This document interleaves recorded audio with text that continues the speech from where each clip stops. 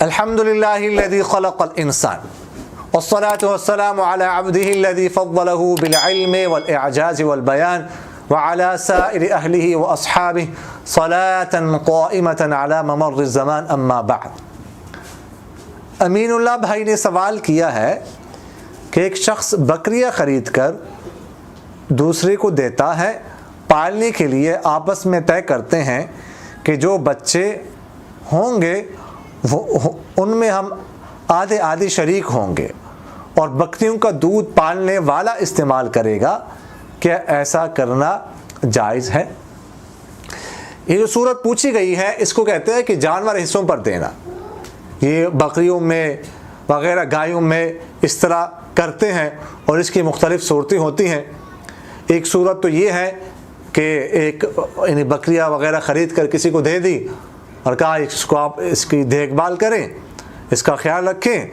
اور جو بچے ہوں گے نا وہ آپس میں جو ہے وہ آدھے آدھے ہوں گے، اگر ان کو بیچیں گے تو آدھی قیمت آپ کی آدھی میری وغیرہ ذالک۔ اور دوسری صورت یہ ہے کہ یہ کہتے ہیں مثلا کوئی جانور گائے وغیرہ خرید لی کہ گائے جو ہے نا اس کو اس کی دیکھ بھال آپ اس کا خیال رکھیں، اس کو پالیں آپ،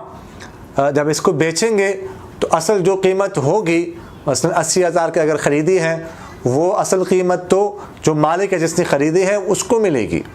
آگے جو اصل قیمت سے آگے جو پروفٹ منافع جو ہے نا وہ آئے گا وہ آدھو آدھ تقسیم ہوگا۔ مثلا اگر وہ 1 لاکھ کی بیچی ہے تو 10,000 مالک ہے اور 10,000 جو پالنے والا ہے اس کو دیے جائیں گے۔ یہ بھی ایک صورت ہے۔ تو دیکھیے گا یہ جو ہے نا حصوں پر جانور دینے والی بات ہے، احناف کے ہاں تو یہ جائز نہیں ہے۔ البتہ اگر کسی جگہ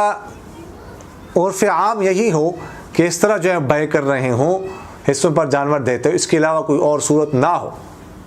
تو اس صورت میں پھر حنابلہ کے قول پر جو ہے نا وہ عمل کرنے کی گنجائش ہے۔ حنابلہ کے ہاں یہ معاملہ جائز ہے، اور تھانوی رحمہ اللہ نے امداد الفتاویٰ میں یہی لکھا ہے کہ اگر کسی جگہ عرف عام ہو کہ اسی طرح لوگ کرتے ہوں تو پھر حنابلہ کے قول پر جو ہے نا وہ عمل کرنے کی گنجائش ہے۔ کہ اس کی سب سے بہتر صورت یہ ہے کہ یہ جو ہے کسی کو اجیر رکھا جائے، ملازم رکھا جائے کہ آپ اس کی دیکھ بھال کریں، آپ اس کے چارے وغیرہ کا خیال رکھیں، ہم آپ کو ماہانہ جو ہے وہ اتنی تنخواہ دیں گے، تنخواہ پر جو ہے وہ کسی کو رکھا جائے تو یہ سب سے بہتر اور بے غبار صورت ہے۔ عبداللہ شاہ بھائی نے سوال کیا ہے کہ کنویں میں